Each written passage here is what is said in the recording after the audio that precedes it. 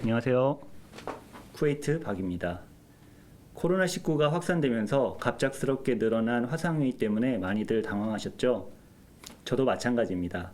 줌을 통한 화상회의 접속 방법이나 오디오 문제 등 여러 어려움으로 고생하는 GBT 선생님과 본부 사역자들을 위해서 준비했습니다. 지금 이 영상은 줌 홍보 영상이 아닙니다. 왜 줌인가? 솔직히 저는 줌에 대해서 1도 모릅니다.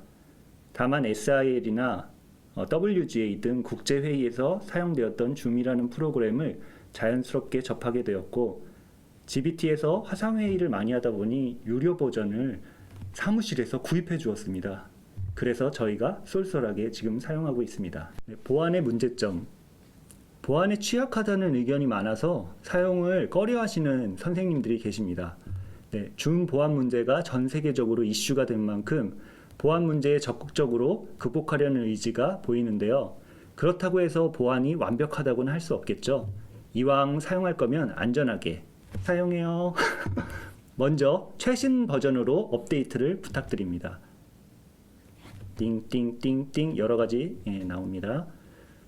다만 보안에 민감한 내용이나 사적인 정보는 줌이 아닌 다른 방법으로 소통하기를 권합니다. 줌의 장점은 무엇인가? 세 가지가 있는데요. 안정적인 시스템, 그리고 유저 인터페이스가 최적화되었고, 그리고 화면 공유가 가능합니다. 줌의 단점에도 세 가지가 있습니다. 동시 대화가 불가능해서 찬양을 함께 부르긴 참 어렵고, 오디오와 비디오를 스스로 제어가 가능해서 딴짓을 할 경우에는 저희가 알 수가 없죠. 그리고 세 번째로는 돈이 든다는 점입니다. 무료 계정은 3인 이상 할 경우 40분만 무료로 사용할 수 있고, 그 이상으로 사용하고 싶으시면 유료 계정을 사셔야 합니다. 줌 티켓 저희 한번 약속해 보아요. 첫 번째로는 서로 인사하기입니다. 가장 기본적이지만 줌 회의를 하면서 많이 놓치는 것이 인사가 아닌가 싶어요. 실제 만나면서 서로 인사하고 안부를 물으며 회의를 시작해보면 어떨까요? 말할 때 순서 정하기. 동시 대화가 불가능한 화상회의의 단점을 방지하기 위해 미리 순서를 정해요. 아니면 할 말이 있을 경우에는 손을 들어서 표해주세요. 줌 회의에서 귓속말로 하는 비밀 이야기도 모두에게 들린다는 점을 기억하고요. 상대방의 이야기를 경청하면서 서로를 배려하는 대화 습관을 길러보면 어떨까요? 경청하기. 기본적으로 놓치기 쉬운 부분이에요. 경청이 그저 귀를 기울이는 것만은 아니잖아요.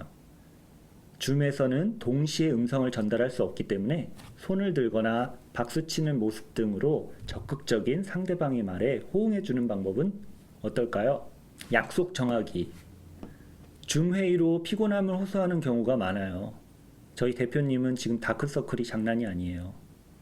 대면 회의에 비해 이동 시간과 에너지 등이 절약되는 장점은 있지만, 그러다 보면 하루에 3-4번은 줌 회의가 잡히는 경우가 있어요.